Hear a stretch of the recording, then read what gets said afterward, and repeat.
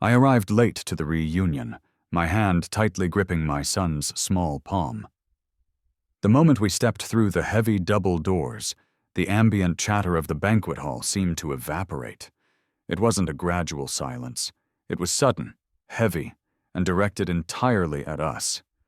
I could feel the weight of 24 pairs of eyes scanning my worn jacket and then drifting down to the boy standing beside me. "When did you get married?" someone asked, breaking the quiet. "Is the mother?" Another voice started but trailed off. Almost in unison, the room's attention shifted from me to the woman sitting at the head of the main table. She was elegant, poised, and radiating a kind of icy success that made the air around her feel thinner. Everyone in that room knew the history. We had been the couple that everyone talked about, a dramatic, intense relationship that had defined our college years. They also knew that I was the one who had ended it, walking away when she was at her absolute lowest point. A classmate tried to cut through the tension with a forced laugh. "I hear our Miss Rossi has some good news of her own. It's that young heir from the Thorne family, right? Talk about a power couple." Elena Rossi looked at me then. She offered a smile, but it was purely mechanical. It didn't reach her eyes, which remained cold and sharp. "The wedding is in 2 months," she said, her voice steady.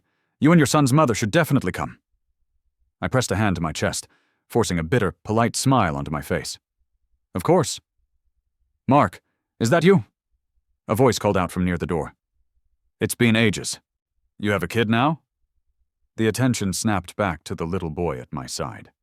I nodded once. "This is my son, Sam." Mr. Henderson, our old class president, looked genuinely stunned. "When did you get married? You didn't post a single thing about it on social media." At his words, the room went quiet again, the silence stretching thin as everyone looked back at Elena. They knew our history, how we went from academic rivals to inseparable lovers, our lives knotted together for 7 years. They had assumed we would be together forever. "We haven't heard a peep from you in years," someone muttered. "We thought you'd forgotten us. You didn't even invite us to your wedding." I grabbed a glass from a passing tray and downed 3 drinks in quick succession. "The first is for being late," I said, my voice rasping slightly. "The second is for being too busy to attend reunions all these years. And the third is for getting married without telling a soul." The alcohol burned on its way down, settling uneasily in my empty stomach. People quickly waved their hands, eager to move past the awkwardness. "We're all old friends. No need to be so formal." My arrival was just a speed bump in the evening's flow. Soon, the gravitational pull of the room shifted back to Elena. The girl who once couldn't afford a warm coat was now a major power broker in the city. She sat there in a tailored designer suit, looking every bit the accomplished executive, with a wealthy fiancé to boot. "Miss Rossi, when exactly are you and the Thorne heir tying the knot?" someone asked eagerly. "Think we could score an invite to the reception?" Elena replied coolly. "In 2 months, you'll all receive invitations." Her face softened just a fraction when she mentioned the wedding. She must be happy, I thought. Back in school, Elena had spent her entire scholarship stipend living on plain bread for a week just to buy Julian Thorne a tie clip. Later, when Julian was being bullied, Elena, the model student, got into a fist fight to defend him and nearly got expelled. "I can't believe Julian is from the Thorne family," a classmate whispered. "He had it so rough back then." "My fiancé and I have finally seen the light at the end of the tunnel," Elena said slowly, her eyes drifting toward me. That single sentence silenced the room again. I lowered my head, twisting the cheap ring on my finger. "Please, save the date," she said, raising her glass. "I hope you can all be there." She looked directly at me, the only person still seated. "Mark, you and your son's mother, make sure you both come." I gave a pale smile and started to stand up to leave. Suddenly, a small, clear voice piped up beside me. "We can't." Sam clenched his little fists at his sides. "My mom is blind. She can't travel." The room froze. Sam continued, his voice steady. We wish you and that man a long and happy life. A few awkward drinks later, the night was winding down. I decided to take Sam and leave before things got any more uncomfortable. Just as I stood up, Elena spoke. Let's all head out together. She looked past me toward the entrance. My fiancé is here to pick me up. I don't want to keep him waiting. The crowd erupted in teasing. Wow, Miss Rossi, rubbing it in our faces. I remember Elena was so cold in high school, someone whispered.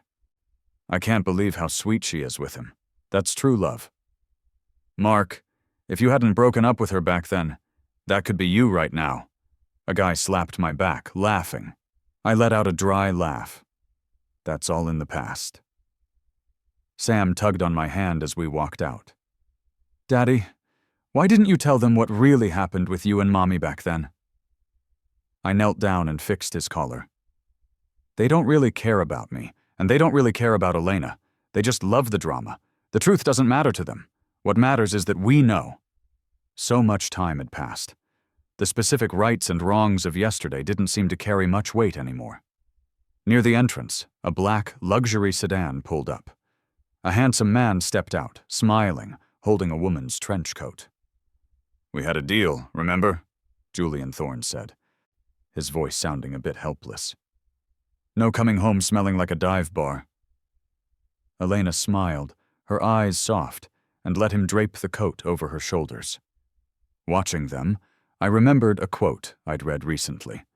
To marry the man you always wanted, right at the peak of your success.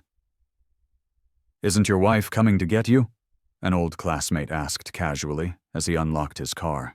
I shook my head. She's busy. I already called a rideshare. My words were spoken quietly, but they reached Elena. Her hand tightened on the car door. For old time's sake, let's give them a ride home. I looked up, startled. No, that's okay.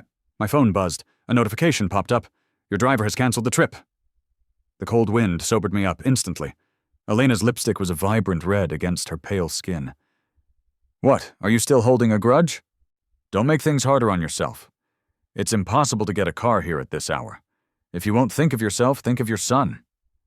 Her eyes landed on Sam. For a second, her expression faltered, a strange emotion crossing her face. Sam studied her back quietly. I didn't have the energy to argue. In that case, thank you. I got into the car with Sam. The interior smelled of expensive leather and a specific air freshener, cedar and citrus. It was a scent I knew too well. Back in the day, I was always the one in the passenger seat, making Elena my personal chauffeur. She had indulged me then, letting me get away with anything. Mr. Peterson, we're here.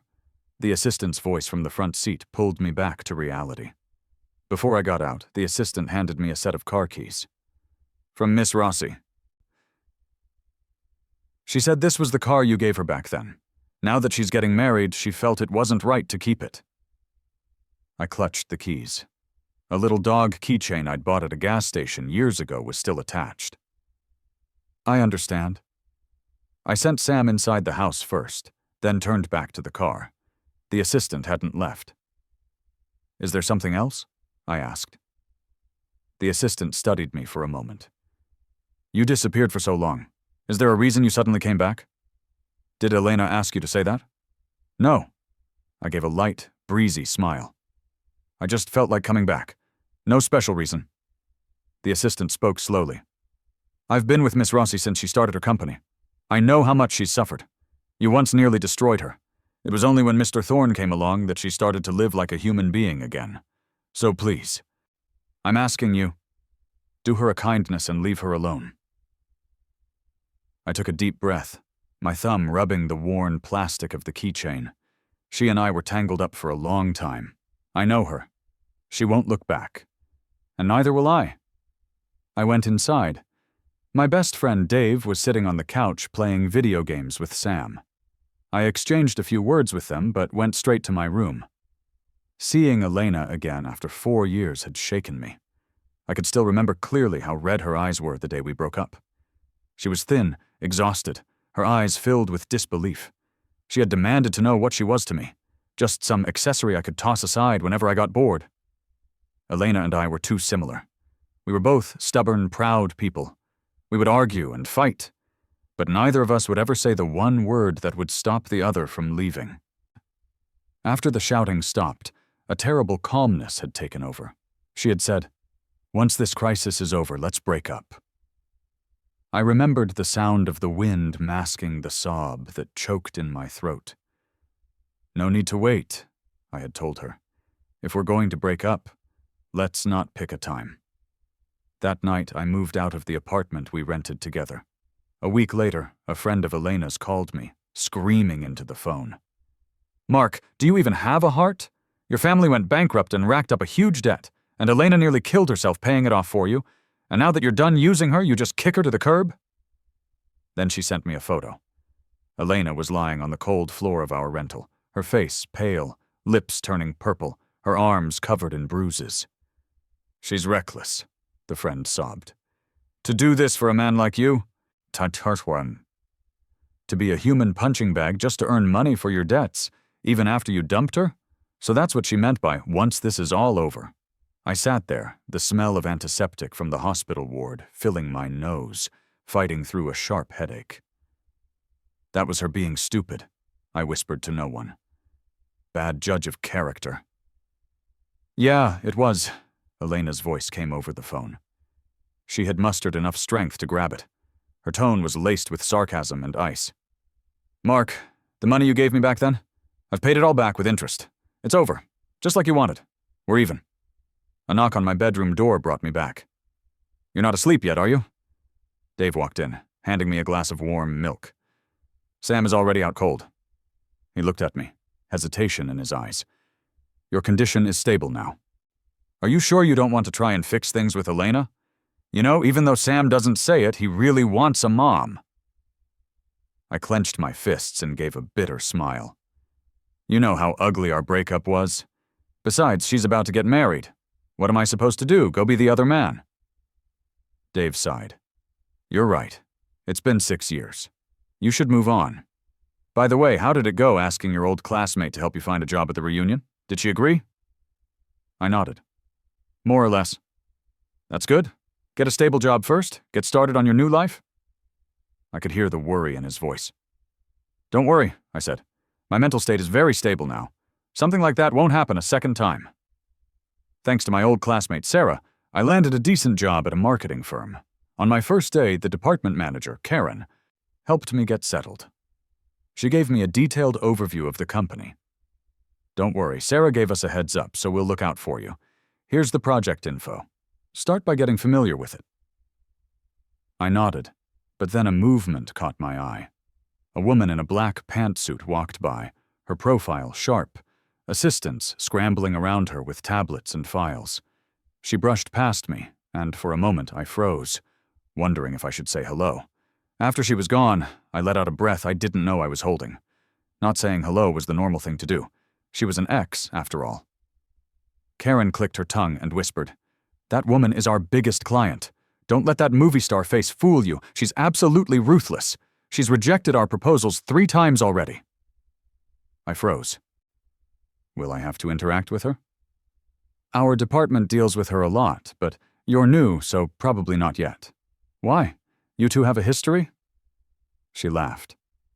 "I thought you were like the other guys, just hoping for a chance to get close to her." I gave a tight smile. "You could say we have history." I finally understood why Sarah had been so quick to offer me the job. The office atmosphere was good, and I learned a lot in just one day. When it was time to leave, Karen suggested a team dinner at a restaurant nearby. We were all laughing and joking as we walked in, but I stopped dead when I saw Sarah and Elena sitting at a table. "What a coincidence," Sarah said, her eyes darting between me and Elena. "Perfect timing. I was just discussing something with Miss Rossi. Why don't we eat together?" She raised an eyebrow. "Miss Rossi's treat." Elena stared at me silently. After a long, agonizing moment, she said, "Fine." With Elena and Sarah there, the casual dinner turned into a stiff business meal. No one spoke much. Everyone buried their heads in their food. Eventually, Sarah tried to break the ice by bringing up high school sports.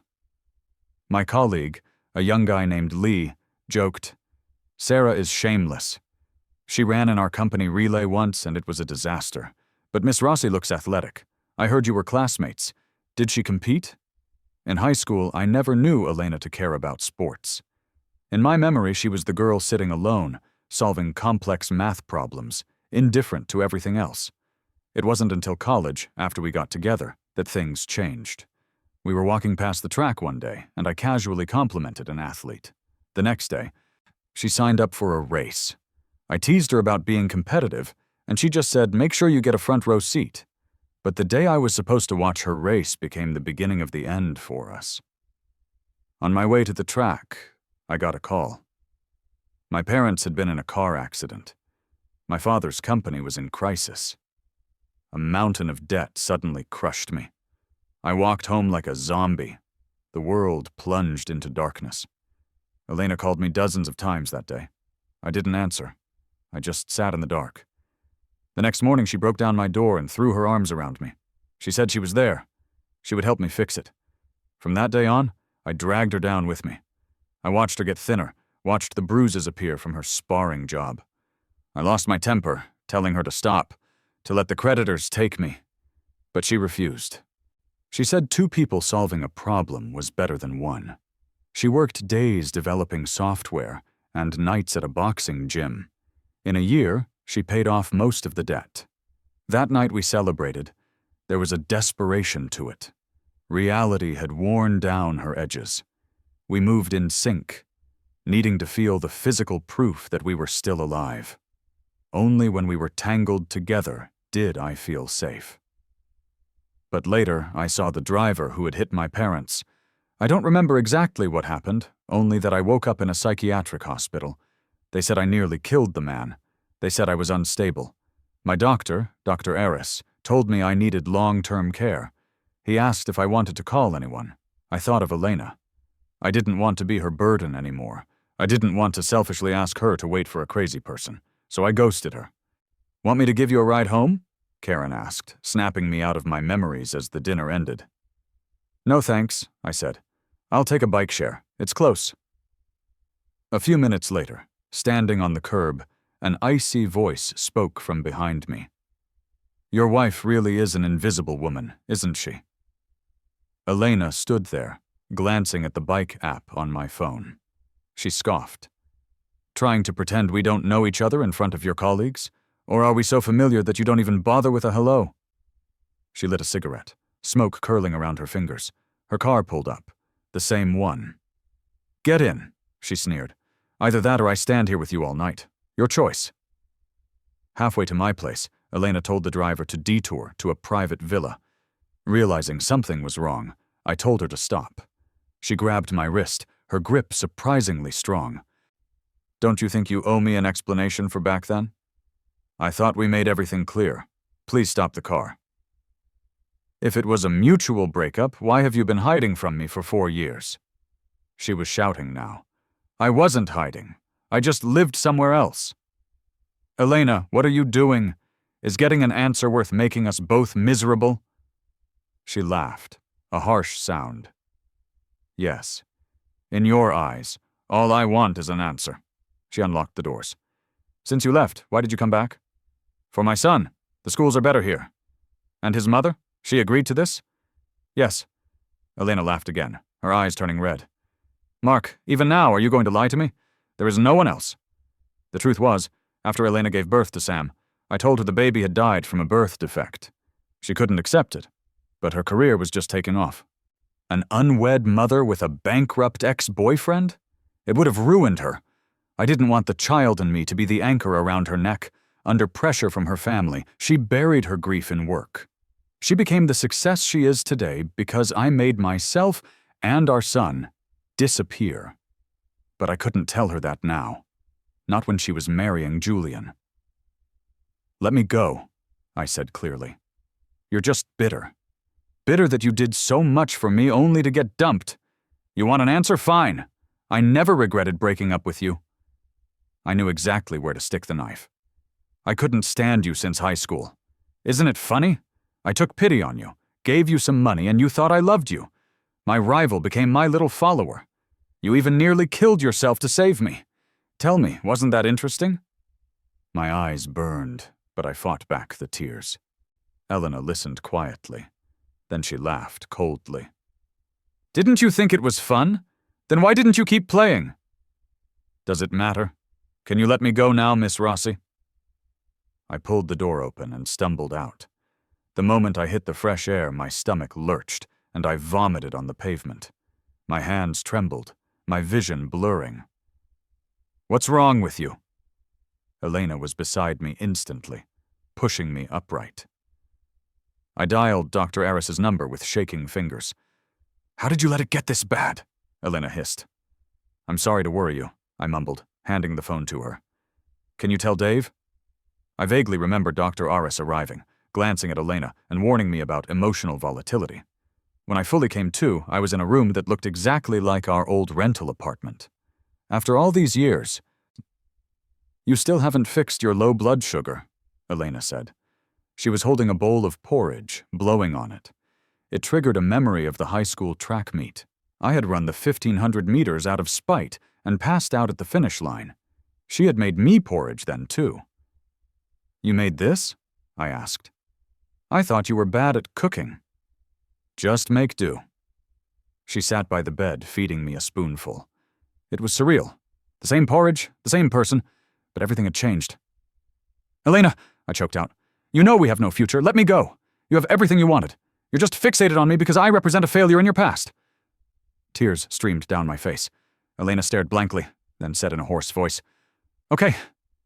As I left the villa, Dave pulled up, furious. "I swear I'm going to slap her." "Does she know what you've been through?" "Don't," I said, getting into his car. "Let's just go home." When we got back, Sam showed me cookies he'd baked. "You start at the new preschool tomorrow. Nervous?" I asked. He shook his head. "Not nervous. Daddy is here."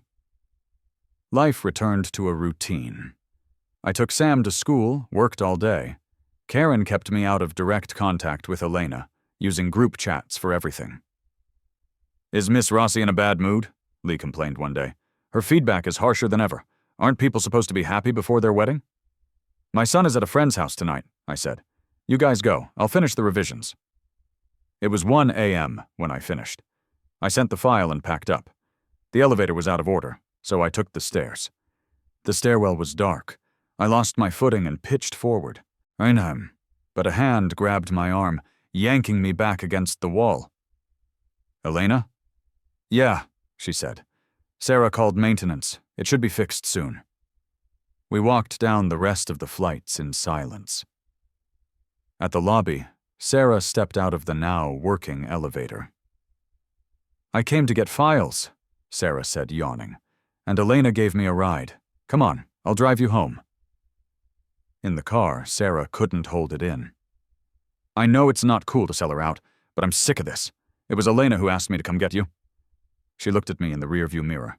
"If, and I'm just saying if, they weren't engaged, would you get back together with her?" "Maybe," I said without thinking. "Landon and I are not engaged," a voice came from Sarah's phone. Elena was on speaker. I froze. Sarah pulled over. "Sorry, the engagement is fake. It's a business deal. She helps him secure his inheritance. He uses his family resources to help her company. It's a partnership." "Do you want me to bring him back to you?" Sarah asked the phone. "No," Elena said. "Take him home." A few days later, I was late picking Sam up from preschool. When I arrived, I saw a kid pushing him. "Why does Miss Stevens like you? You don't even have a mom," the bully sneered. "I do have a mom," Sam shouted. "Then where is she? I bet she abandoned you." I was about to step in when a sleek figure appeared. "Elena." She looked at the bully with a terrifying calmness. "Who are your parents?" The kid was terrified. Elena knelt down next to Sam. "Hasn't your dad come yet?" Sam stared at her. He hesitated, then didn't pull away when she fixed his hair. The bully's dad arrived, saw Elena's expensive watch and demeanor, and immediately made his kid apologize. "Dad?"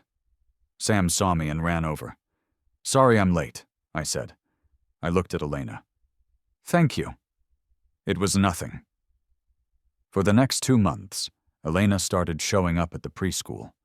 She brought gifts, took Sam to dinner. She was fulfilling the duties of a mother without knowing the truth. But then the media storm hit.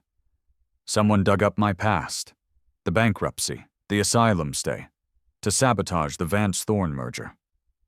Dave was panicked, trying to hide my phone. I don't know why she isn't stopping this. But then Julian Thorne stepped forward. He held a press conference, announcing that he was the head of the family now, and that the engagement to Elena was purely platonic and had already been dissolved. He defended my character and scolded the press for digging into private medical history. The matter ended. But Elena vanished. Sarah told me she had locked herself in her house. I went to the villa. I tried her birthday on the keypad.